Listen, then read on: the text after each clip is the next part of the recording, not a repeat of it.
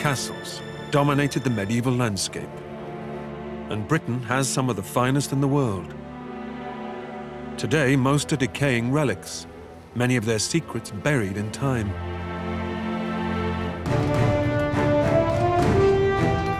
Now, historian Ruth Goodman and archaeologists Tom Pinfold and Peter Ginn are turning the clock back to relearn the secrets of the medieval castle builders. This is the ultimate in medieval technology. The origin of our castles is distinctly French, introduced to Britain at the time of the Norman conquest of 1066. 3, 2, 1, tirez! Here in the Burgundy region of France is Guédelon Castle, the world's biggest archaeological experiment. A 25-year project to build a castle from scratch, using the same tools, techniques, and materials available in the 13th century. It's a lot of hard work at the coalface, because this is industry. For the next 6 months, Ruth, Peter, and Tom will experience the daily rigors of medieval construction.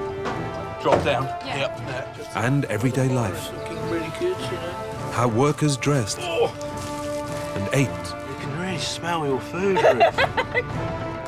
And the art of combat. This is the story of how to build a medieval castle.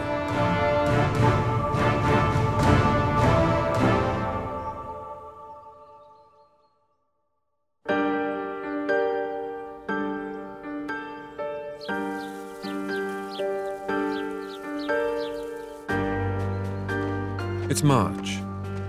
Tom, Ruth, and Peter have traveled to Saint-Fargeau, 100 miles south of Paris, where Guédelon Castle is being built. They're now 17 years into a 25-year project, and over the next few months, its most defining features, the towers, will take shape. It's just something else. Look at those things up there. Oh, my goodness. Makes you dizzy. The team are meeting members of Guédelon's workforce, Master Mason Florian Ranucci and Site Administrator Sarah Preston. This is amazing! Well, thank you so much for coming so far to see our castle in the making. I'd like to introduce you first of all to Florian. Florian is our master mason, so he's going to be guiding you throughout your stay here. You oversee this entire project. That is amazing. That really is. Well, it's really simple. I just have to know very well the castle. But you're almost like the puppet master. You have the people working in the quarry, the people working as masons, the carpenters. You've got to control everyone. Well, I prefer the image of a musical conductor. We have to be in the same time working. This is very important. The rhythm Find of a rhythm. rhythm. Yeah, the rhythm. So it's like music. Well, if you're the conductor and you've got the strings over there and the percussion over there and the timpani over there, I can play a triangle.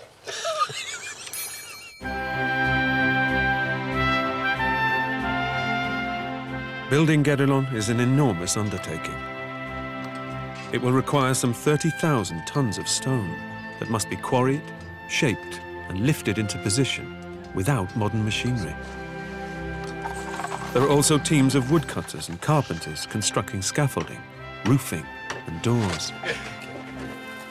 Blacksmiths making ironwork and tools, as well as tile makers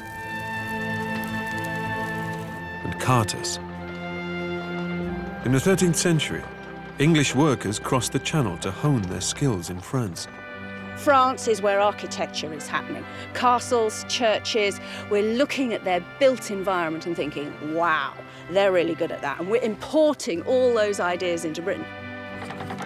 As a military historian, you're very used to reading the theories behind how castles are made. But hopefully, as an experimental archaeologist, I can actually test some of those theories, put them into practice. 13th century life, there's a lot of questions surrounding it. There aren't that many records. So by the actual act of building this castle, it's almost like creating a window through which we can observe what 13th century life might have been like.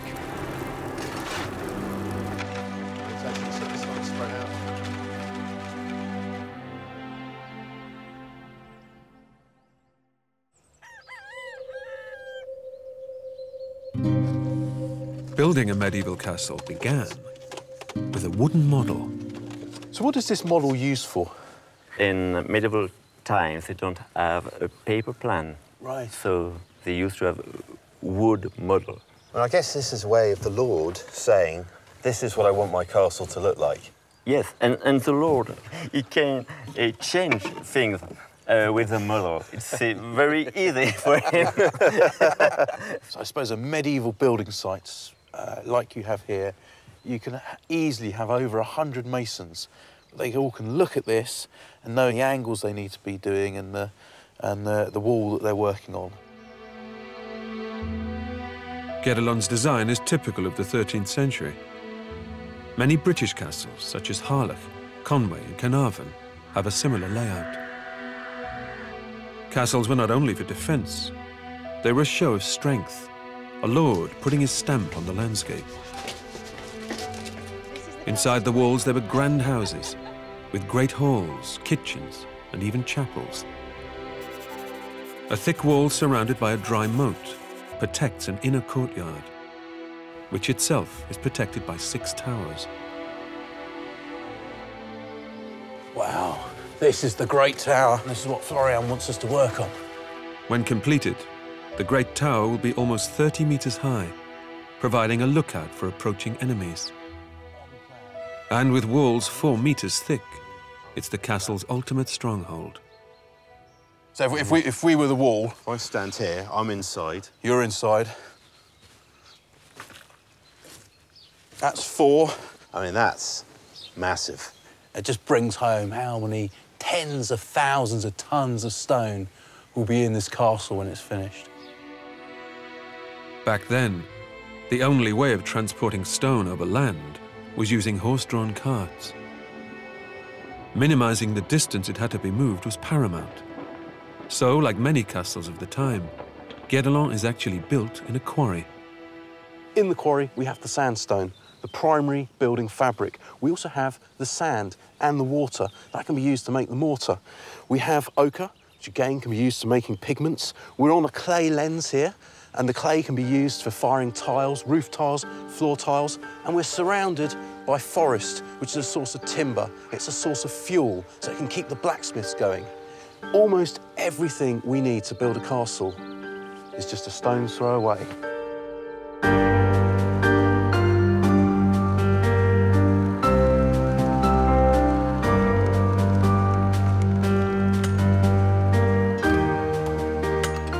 The boys are put to work extracting blocks of sandstone under the watchful eye of a stonemason who's worked here for 16 years, Clément Girard.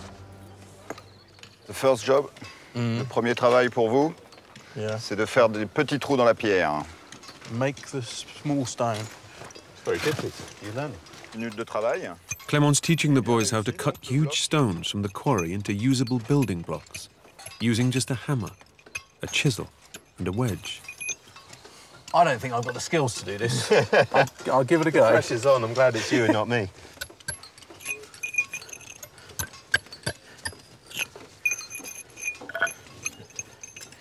So making this hole to fit the wedge snugly. But obviously, Clément, with his years and years of experience, knows exactly how to orientate this. So the wedge goes into this one hole, you hit it, and that's going to cause a fracture in the already pre-existing sediment lines, and it will split in half. Clément, is he good? Oui, c'est bientôt fini. Bonne musique. Good music. Good music. And now, sledgehammer.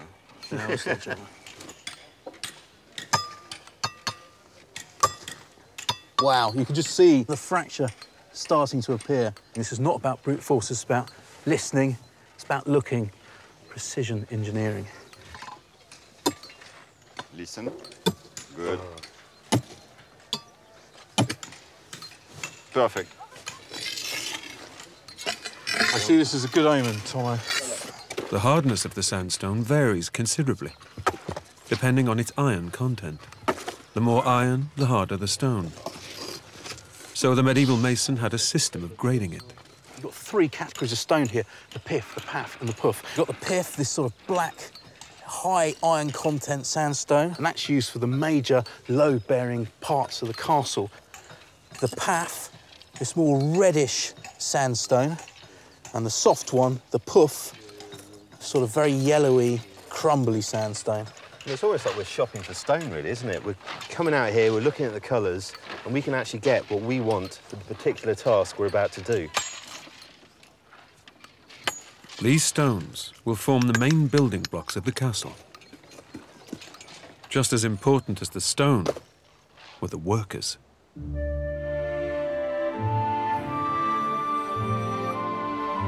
In the woods surrounding the castle, Ruth's setting up home.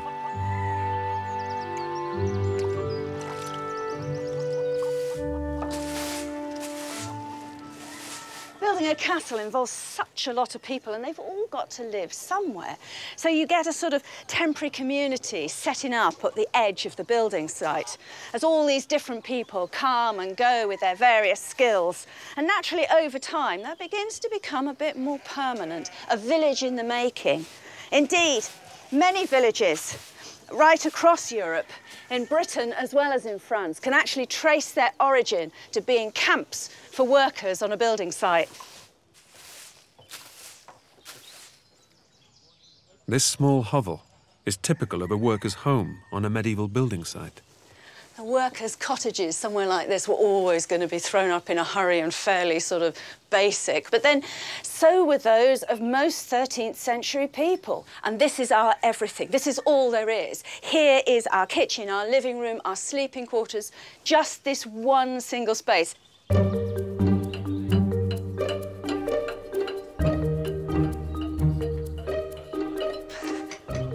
Oh, look, marvellous. Off-cut limestone, this will do perfect. The centrepiece of every medieval home was the fireplace. The fire was not just used for cooking, it also provided heat and light.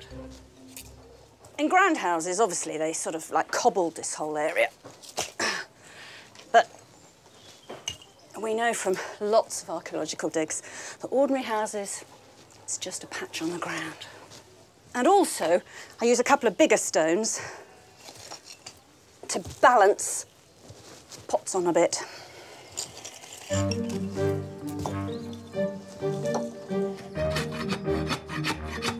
The cottage needs somewhere to store the staple foods of wheat and barley.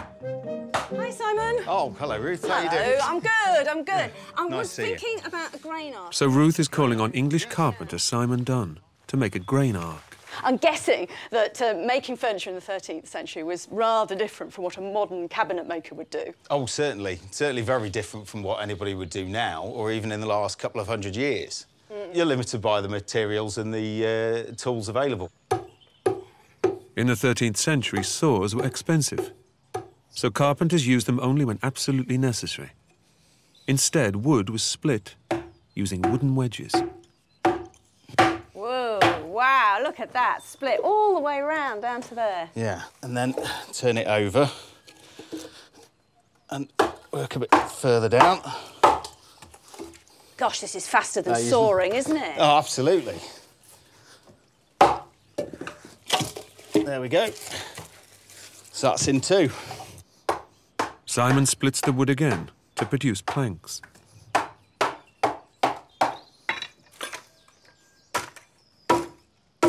So that's, you know, I mean, that piece particularly is a really good piece of plank.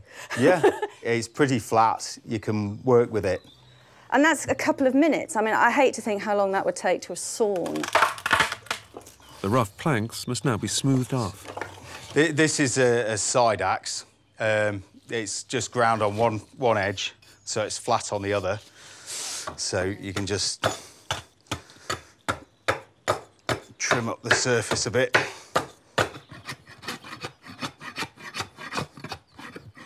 You can more or less use an axe like a plane.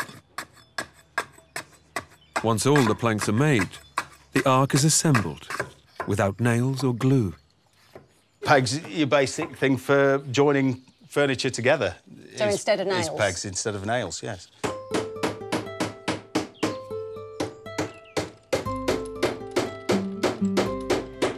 So there are some things you do need a saw for.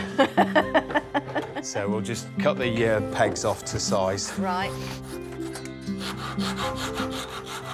There's no glue or anything in here. So that's just wood. So it's just the wood holding the wood together. Wood holding wood together. It's not going anywhere.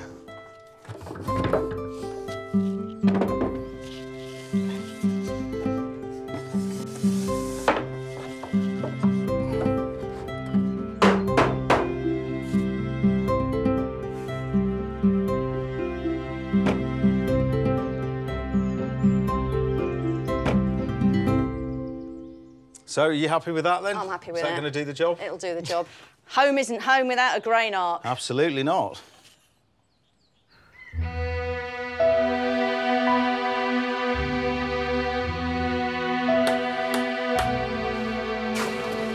Water was another vital resource to the building of a castle, and hundreds of gallons would have been used every day to make mortar alone. So castles were always built near a plentiful supply. Tom and Peter have been sent to repair the castle's well. To hoist the bucket, it needs a new rope and pulley. How deep do you reckon that is? If we're going to make rope. I reckon it's 10 metres down, give or take a metre. But I suspect they sunk this to a depth where they're never going to run out of water. Exactly. It's crucial for defence. It's crucial for life inside the castle once the castle's operational. You need to have that constant supply, and obviously we need it now for our building. You're on rope, I'm on pulley. Peter's commissioning a pulley from wood turner Gary Baker. Well, the first stage is to select a log. Yeah. And the pulley's going to be in this direction, OK? So you couldn't just cut a live section through a log and just do that as a pulley? That would never work. Really? The problem with the end grain, it shrinks at different levels and it's just going to split apart. Right. So we're going to follow the grain this way. We're just going to rough chop it.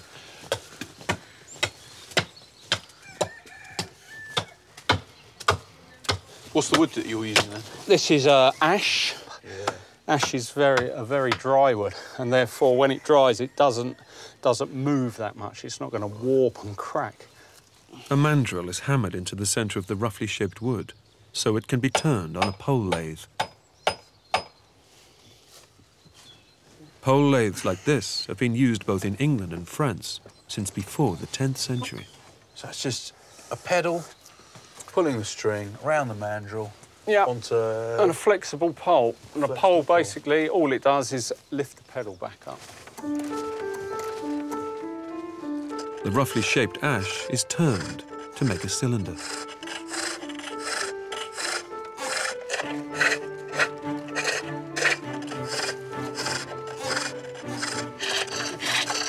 I have to say, watching you, that is really, really hypnotic.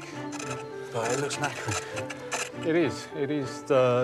It's like the gymnasium, medieval gymnasium. But you do get fit.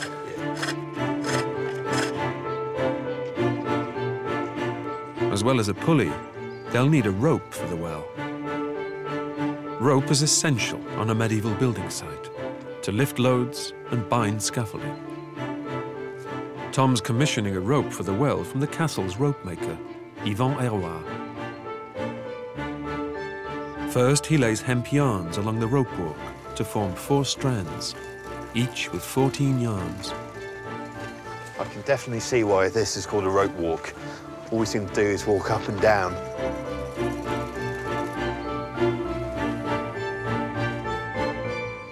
For this 15-metre rope, he's actually walked half a mile, which is extraordinary. The 4 strands are now complete. Next, they must be twisted together. First stage of the twisting will actually reduce the length of these strands by about 10%, so that's about 1.5 metres.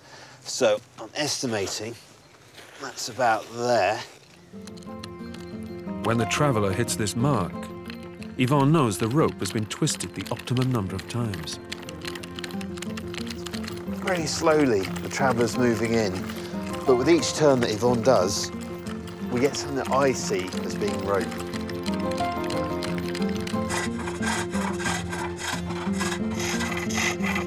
Gary's turning the cylinder into a pulley by cutting a groove in its rim.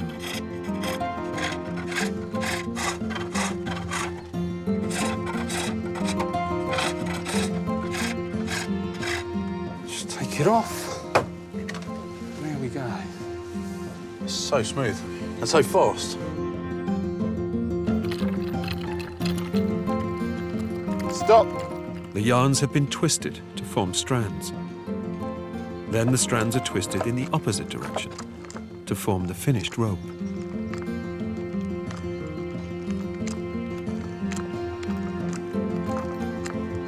To make the strands, you twist the yarns in one direction. And to make the rope, you twist the strands against each other.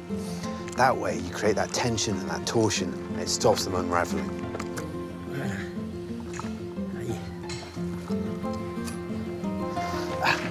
Merci beaucoup. C'est terminé. C'est parfait.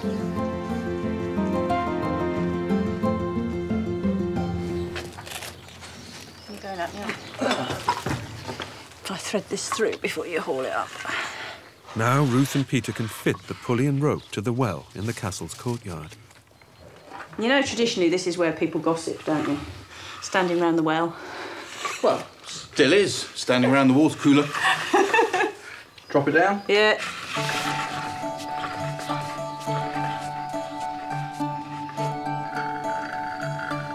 Long way down. Okay.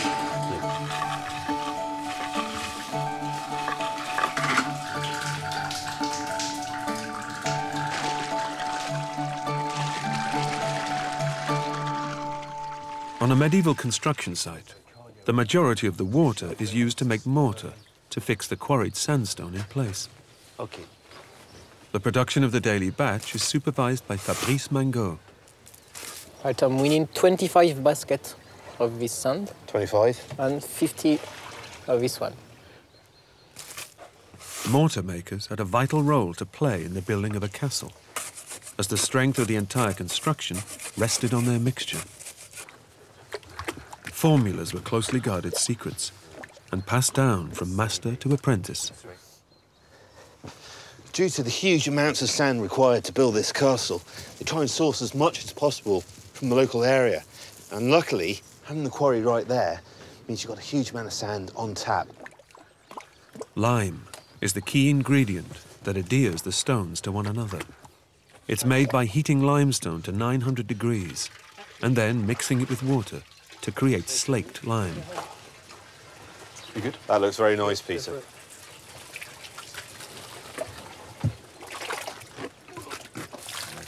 Right now, I think the experience is showing for the French guys. They're really putting me to shame. It's enjoyable work, though. I actually do feel like I'm now a bit more connected to the castle.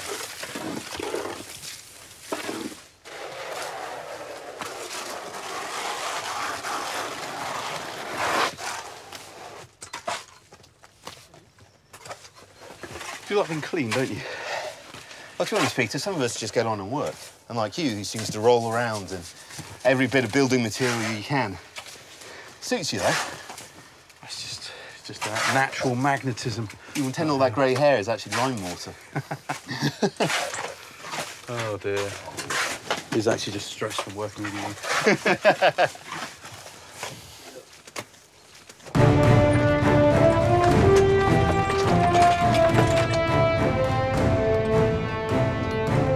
Today's batch of mortar and sandstone are destined for the Great Tower. So far, it's reached a height of 18 meters, but when complete, it will be 30 meters high. The materials are hoisted to the top using a treadmill winch. The forerunner of the modern crane, it takes 2 people to power it and can lift over half a ton. I mean, these things are an absolute, well, godsend, aren't they? They are the machine of the medieval building site, bringing up all the stone for the walls. Well, you think we've got 500 kg of weight we're pulling up, and yet we manoeuvre it so easily, the two of us. My strength, your ballast. And look, there it is. This is the ultimate in medieval technology. To lower the cargo onto the tower, the boys simply walk in the other direction. Okay, so walk. Slowly, slowly. Yeah.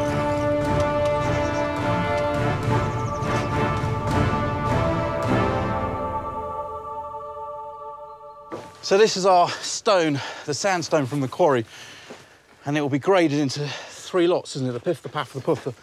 That's pith, isn't it? That's Yeah, quite that's hard. the hard. That's path. That's the medium. And there'll be a puff in there somewhere. That looks like puff. Get some of these.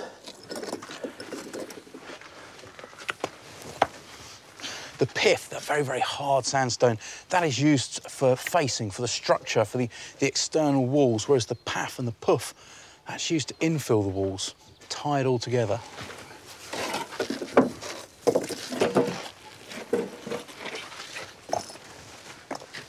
Philippe Delage began his career as a builder over 40 years ago. For the last 10 years, he's worked at Guédelon, where he's perfected his skills as a stonemason.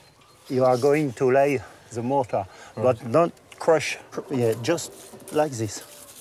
If you were bricklaying, you do it that way because it's got a flat surface, but the stone has to go in and the mortar has to go up into the stone. Yeah. So don't flatten it. OK. Yeah. One of the biggest challenges is ensuring the walls are absolutely straight. The integrity of the entire tower depends on it. The solution is simplicity itself. A lead weight on the end of a string, known as a plumb line. On the scaffolding here, you'll notice there's about a 2-inch gap, so you can get your plumb line down there and make sure the wall's absolutely straight, because if it's not, the tower starts going like that, it'll start going like that. Most of these medieval tools and techniques have been around for millennia and are still used on building sites today. Yeah. Like that? Yeah, like that. Just doing the rubble infill to the wall. So we've got the facing stone, the pith, the hard stone, and that is laid horizontally, so the grain runs as it is in the ground. Which, if you imagine a book, if you lay a book horizontally and you stand on it, it will support your weight, whereas if you lay a book vertically and you stand on it, it will collapse. However, the infill, that actually gets laid vertically, so the grain is going in the opposite direction. And that's because they're all stacked against each other and they push against each other around the tower, making this absolutely solid. All the tricks of the trade. Where's that mortar, Peter? Already in the wall, Tom, already. Good.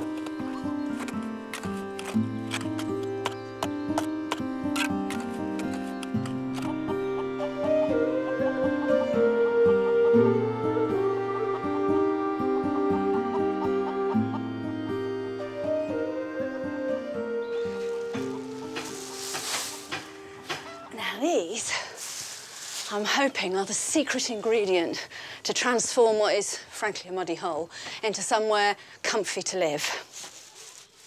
Medieval sources tell us cottage floors were strewn with rushes, but just how they were laid is a bit of a mystery. What I think might be the answer is to keep it in bundles and lay them in a sort of herringbone fashion across the whole floor. Look at that. And the temperature difference between putting your hand there and putting your hand there is quite astonishing. That is cold and wet and nasty. That is warm and dry and comfy.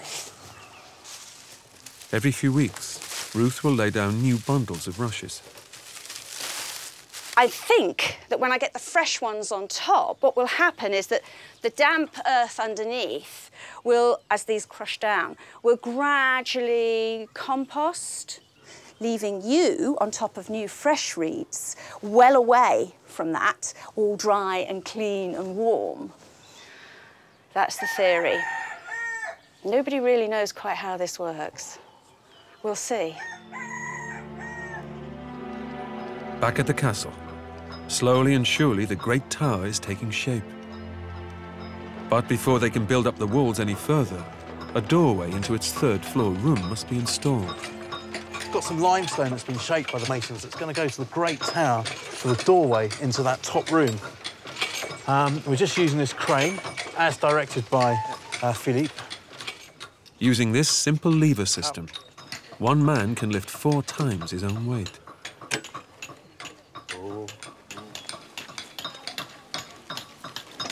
There you go. Yeah, it's okay. It's then raised up the tower using the treadwheel crane. I can see it coming up. Here it comes.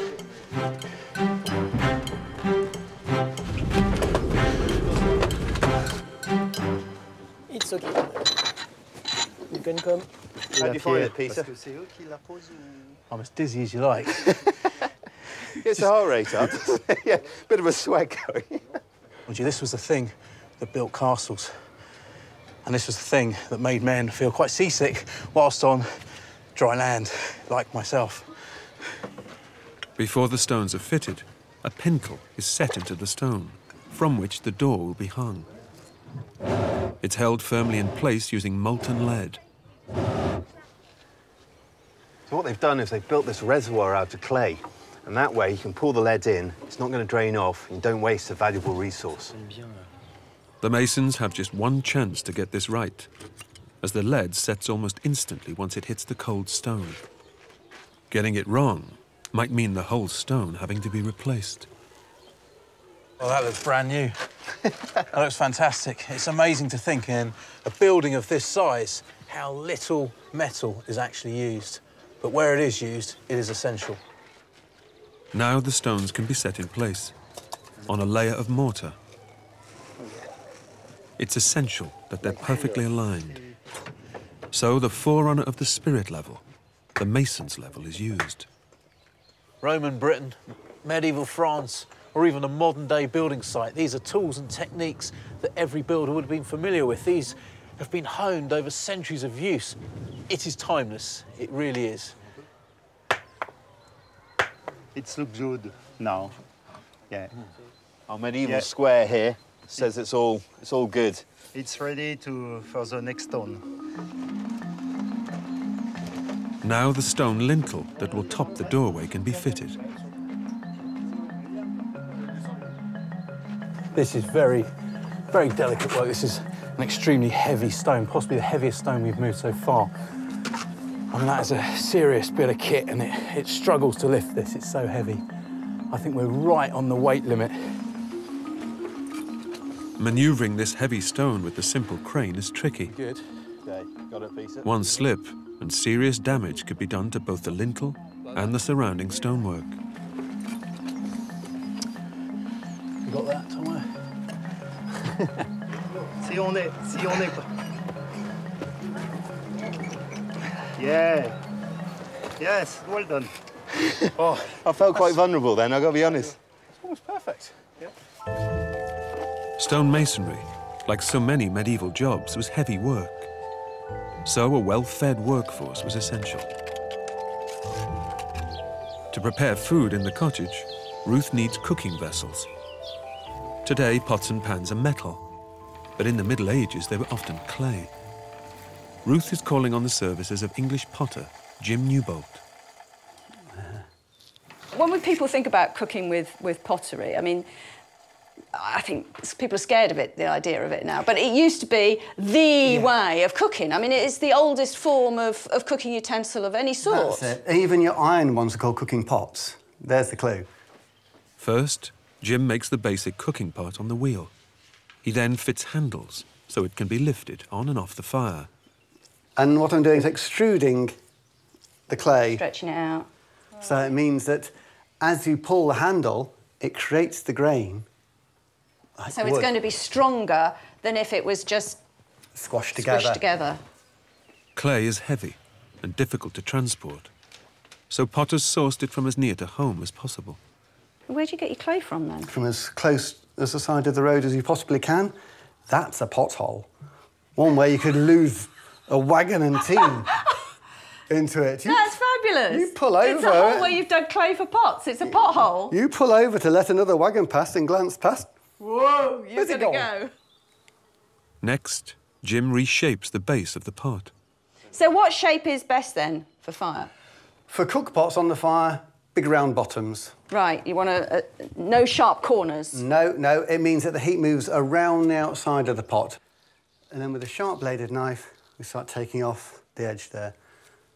As long as the pot's made evenly, it'll work better on the fire. So if there's big, thick lumps somewhere, then you're going to have problems around that. I'm flaring it out. The round bottom means it won't sit on a flat surface. So the medieval pot often had legs. There's the cook pot.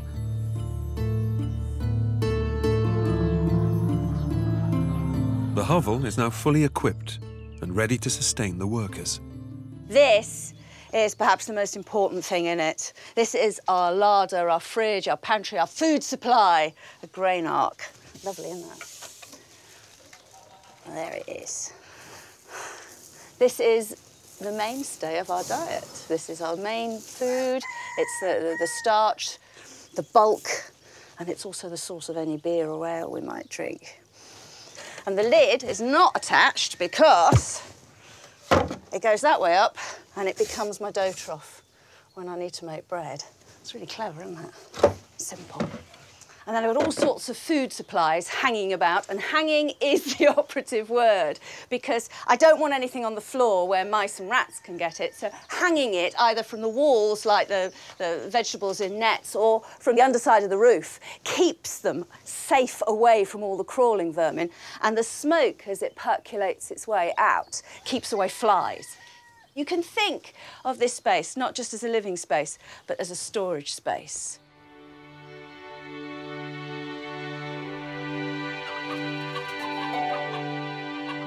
After a day's work, the boys have returned to put Ruth's experimental rush floor to the test. You've spent all day working on the castle, you're tired, just come back. I mean, this is insulating, it's cushioning, it's quite not as comfy. bad as you think, It's not as bad as you think, is it? I mean, when they say they haven't got a bed and that's it, you just get a blanket and this is what you sleep on, it sounds a bit horrendous, but it's not. It's all right. It is a tiny space, though, to live your complete life, just one little space like this, isn't it? Yeah, as a whole family. I'd much rather... Well, you say it's a tiny space to live your entire life. I mean, I'd rather be in a small space like this and get the heat in. You know, it's an easier space to heat. And also, how much time are you going to spend in here, really? Like, these days, you think, like, you know, a sitting room with a TV and a big sofa, because you're going to relax in there. We're going to be working most of the time, and you've got all your jobs and tasks to do. Yeah. So that's sort of like... rest and relaxation isn't as important. There's less time for it. Speak for yourself. Cheers. Cheers. Salut. They don't clink, do they? That's about the only thing I've got against drinking bowls. They don't clink.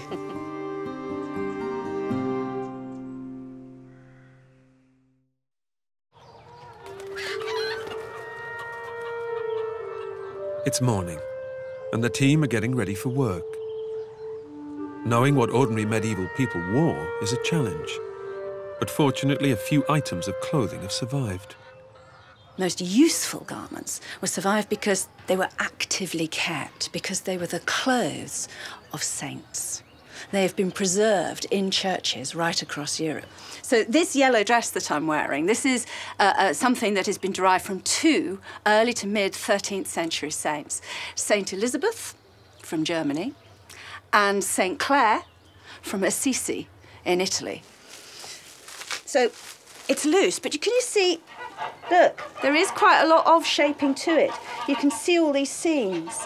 It's made very particularly to make the cloth hang nicely no matter what position your body's in. I have a belt. However, it's not to give you a waist, but it's all about creating an attractive drape of cloth. I tell you, it's the most comfy thing I've ever worn. It is faintly ridiculous, I think, that medieval underwear is as big as this. I think, obviously, for Tomo, that's probably an appropriate size, but both myself and Ruth could fit into these. Oh, they feel a bit like a pair of 1950s football shorts, although, in the light, vaguely see-through. And then we've just got the hose, single-legged hose at this stage. But this is very similar to kind of, I suppose, stockings and suspenders. However, if they were sewn onto the pants, pretty soon you'd have a pair of trousers. You kind of see where the evolution of clothes comes from. Ruth's headwear is inspired by the medieval queen, Eleanor of Aquitaine. And as she got older, she decided that her chin was sagging a bit and she wasn't looking quite as lovely as she did. So she invented a barbette, which goes under the chin and onto the top of the head and pins there.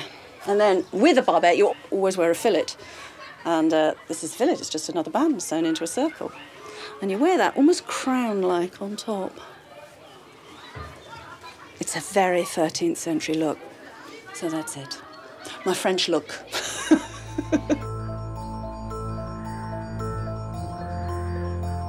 Today, Tom and Peter have been summoned to the Masons' Lodge for the next stage of their apprenticeship, carving limestone. So far, they've been working with roughly hewn sandstone to build the castle walls. But for more intricate features like arches, windows and stairs, limestone was preferred, as its fine grain meant it was quicker and easier to carve. We need for a chapel tower a lot of stone having 10 inches. First, the boys used their splitting skills to create rough limestone blocks under the supervision of stonemason Abdelillah Abid. The wedge is in. Now you can try the big one. Yeah, the big hammer. Perfect. Oh, good. Okay, very good. The rough block is moved into the mason's lodge onto a platform known as a banker, ready for the skilled job of shaping it. How many? 10. Yes, very good. Decent. You remember. Facing a stone was a basic skill that every stonemason would have had. First, the edges are cut using a pitch. And the hammer. Angle about there? Yes. Yeah. Actually, you have to do it in one time. One time, yeah. One swing through. And you have to follow there now. Like a follow through. Okay. Very good. A stonemason would have learnt under the watchful eye of the master mason. I don't want to hear this. This is a bird. Tack, tack, tack, tack, tack, tack. The stonemason is rhythmical. Yeah. Or quick. But it is always the same. You can do very rhythmical.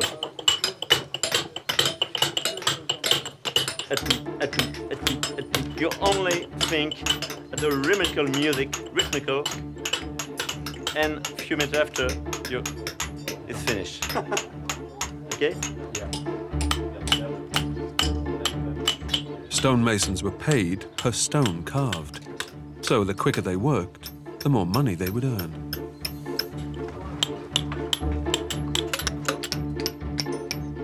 These limestone blocks are for the chapel tower. This year, the team are hoping to build the walls up by 6 meters to complete the chapel room itself. In the 13th century, religion was central to daily life, and nearly all castles had a chapel. Here we are. Well, we are in this room. Yeah. And we have to draw the niche in the east part of the room, just in front of us. Yeah. So this drawing you have is very much a kind of stylised view, but now as the stonemason, you must precisely mark it out. Yes, exactly. We have now to transform imagination drawing in useful drawing. The niche is where the altar will be. Before any building is done, the walls must be marked out with absolute precision. Okay. This is a continuing the curve of this wall. The altar niche must be in the east of the tower. So Florian is marking out the east-west axis using an ingenious medieval tool. I absolutely love this. It's a horn, we cut off the end. That's been tied to a piece of string, which is wound round an axle, and it is encased in ochre powder. I mean, the same ochre that we find in the quarry. When you pull the string up and snap it, it hits the ground, thus shedding the ochre and leaving an absolutely true straight line. And these, they've been around for millennia.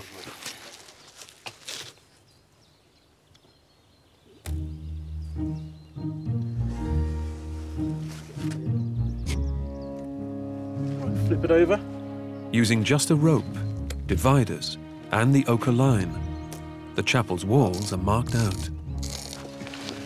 To reach this first-floor chapel, a limestone spiral staircase is being built. To design it, Florian and Tom have come to the tracing floor next to the stonemason's lodge. The tracing floor was the nerve center of the medieval building site, where the master mason drew full-scale plans. Bonjour Clément. Bonjour. Bonjour. Bonjour. Bonjour.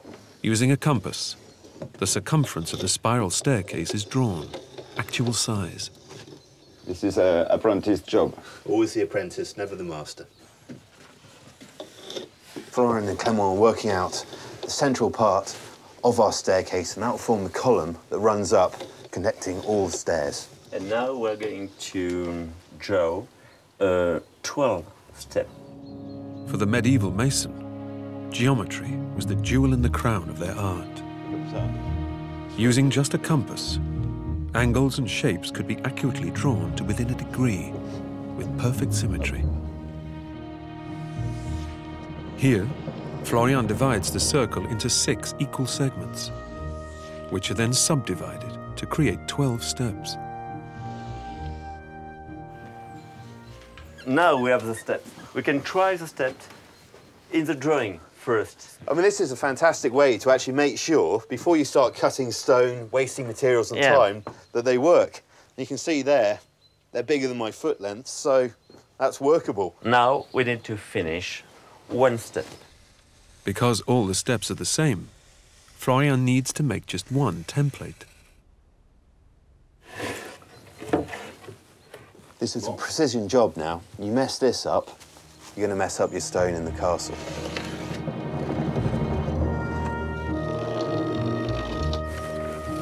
So the last thing to do is basically just cut the template.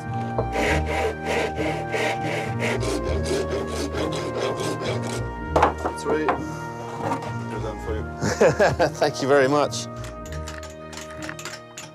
We've got our template now, placed on top of our large piece of stone. We're marking it out with a bit of slate. Magic. There it is. Now it's ready. Just cutting. Just cutting. 5, 10 minutes? 2 or 3 days. 2 or 3 days. You can hear how good quality this stone is by the ringing sound when Clément hits it. And I think that's why, to be honest, I'm standing here and not actually being allowed to do anything. Ah, I lie. Right line. Righto. An apprenticeship for a stonemason would have been about 7 years. But to be honest, as Clément says, it's actually a lifetime. You're always learning. And Peter and I haven't been here long. And, you know, there's just so much to take in.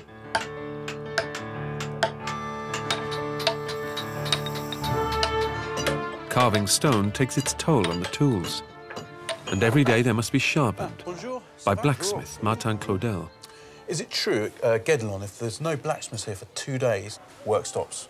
Yes, work stop, because we have to fix a lot of stone masonry tools, and if we don't do that, they can't work. First, the worn-down chisel is heated to 1,000 degrees to soften its tip. To reach this temperature, bellows blow air through the fire. I love these bellows. One goes up, the other one goes down. So it's constant airflow, isn't it?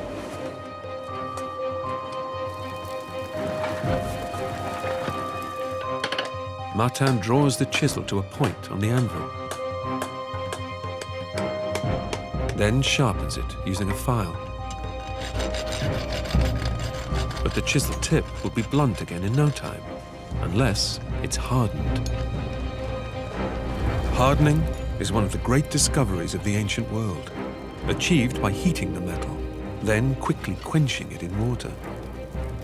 As it gets hot, the metal changes color, and this tells the blacksmith how hard it will be once quenched. Too soft and it won't cut, too hard and it will shatter. To carve stone, it must get yellow hot. He watches for the colours appearing on the surface of the metal, the blue, the red, and most importantly, the straw yellow at the very end.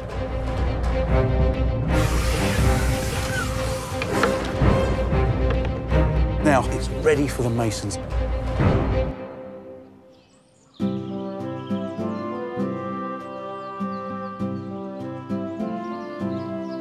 There are few clues as to how ordinary people lived day to day in a medieval village. But Ruth's pieced together fragments of knowledge to work out how people did the most mundane of everyday tasks, like washing up. I haven't got a scouring pad, but I have got sand. For the pad, well, this time of year there's plenty of fresh grass. I could use straw just as something to rub with. Now, if I've got to deal with grease, that's a different matter altogether. Sand will take the worst of it off, but, you know, I mean, no amount of scrubbing with just some warm water is going to shift the grease out of something. You need a little bit of chemical help. And for that, I turn to wood ash, just straight out the fire. The wood ash combines with water to make caustic soda. When it comes into contact with fat on the dishes, it makes soap, leaving the dishes spotlessly clean.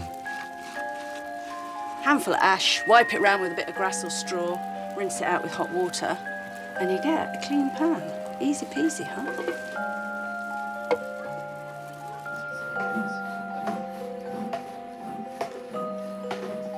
Knowing what peasants ate in the 13th century is also a challenge. But we do know what ingredients they had to hand. Ruth has come to the castle's garden to see what there is to harvest. Could really do with some TLC, this patch of garden. But nonetheless, a fair few things are starting to sprout through, which is a relief. So I've got parsley coming through here, and a number of other things that you might think of as weeds, and indeed they are weeds, but are edible. There's a lot of land cress with this little white flower on. So that's quite bitter in flavour, but, you know, anything to give a bit of bite. Plants that we now consider weeds would also have been used. There's quite a lot of dandelions and nettles too, which will help bulk it out. Wheat and barley were also essential ingredients. Flour was expensive, so workers ground their own, using a device that has been around for 10,000 years. The quern. This is the sound of the past. A rotary quern like this is estimated to require about an hour to an hour and a half's work every day. This is the daily grind. You pop a handful of grain in the centre, barley in this case, and off you go.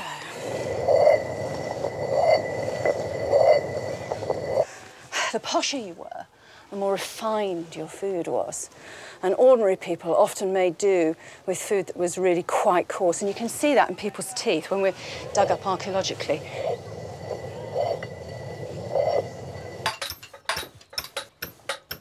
With the tools sharpened, Clement has put the finishing touches to the step. Now comes the delicate task of transporting it to the chapel.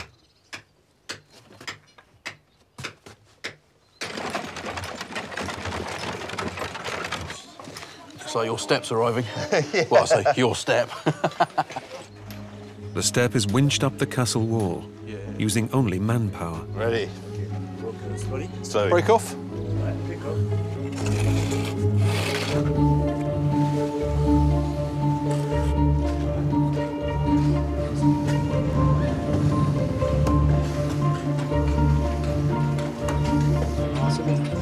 Once on top of the wall, it's moved up the tower using an inclined plane. One slip and the step could fall, wasting 3 days' work. What is it, Peter? Rolling. Be careful. Yeah. Don't move. Yeah. 3, 1, 2. These guys have been doing this for 15 years. So they know how to get things like this up here. But it's amazing what they can move without the use of what we call machines, but essentially the use of rollers, levers, inclined planes, pulleys, all made out of wood. Wood and stone working together, perfect harmony. Like me and Tomo.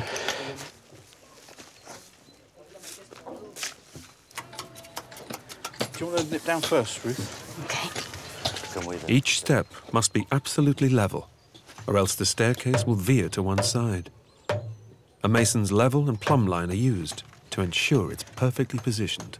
I suppose this staircase has still got quite a long way up to go, isn't it? And if this isn't absolutely perfect, the first little bit of skew, and that just gets magnified as you go up.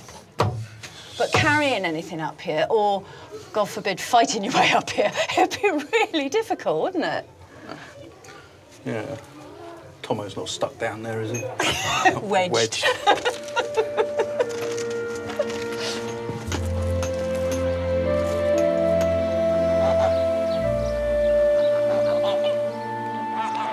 Using the greens from the garden and the ground barley, Ruth is cooking a medieval pottage in the clay pot. So, a little bit of water in there. I'm going to start with my leeks. This time of year, nettles are still quite tender. I wouldn't say that you add nettles for flavour particularly, but they are quite good bulk. They're one of the few things that grows in profusion at this time of year.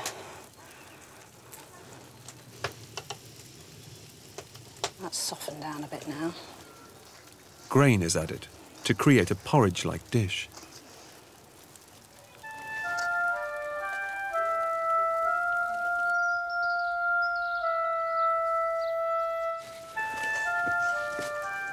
Hello, Ruth. Oh, you're back.